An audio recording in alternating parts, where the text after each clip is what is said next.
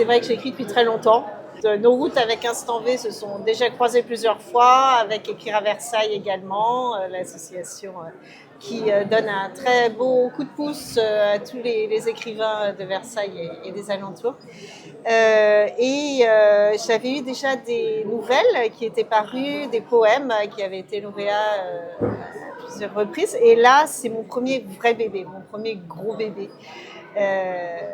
Et voilà, et c'est même plus qu'un bébé parce que pour le coup, il y a 3 ans quand même de gestation. Comment est née l'histoire? Je savais que je voulais que ça se passe à Versailles. Ça, c'était dès le départ un parti pris parce que je connais bien et que j'aime beaucoup cette ville.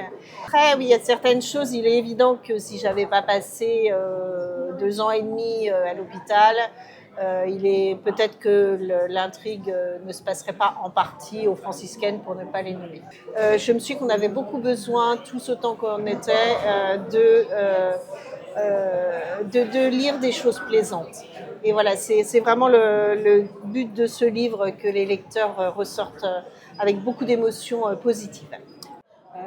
Ça pétille beaucoup, ça part dans tous les sens.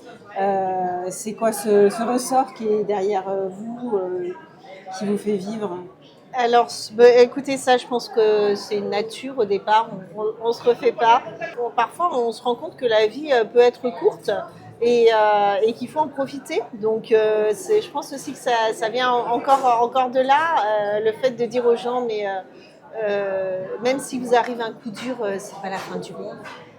Parce que ça traite pas mal d'amour, mais pas que d'amour, aussi d'aimer autour de soi, d'aimer la vie, effectivement.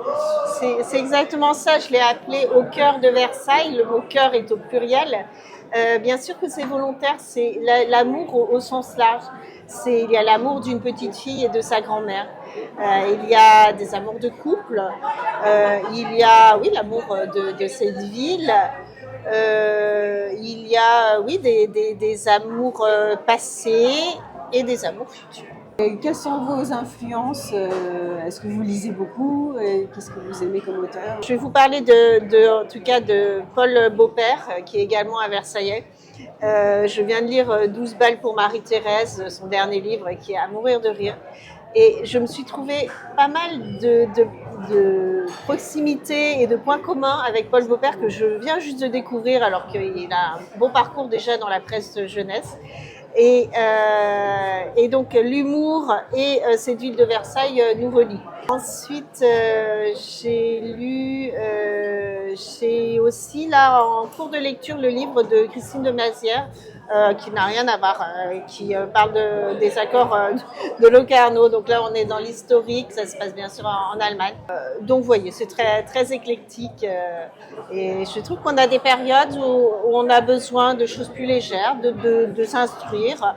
Et voilà, c'est au gré des humeurs et des moments.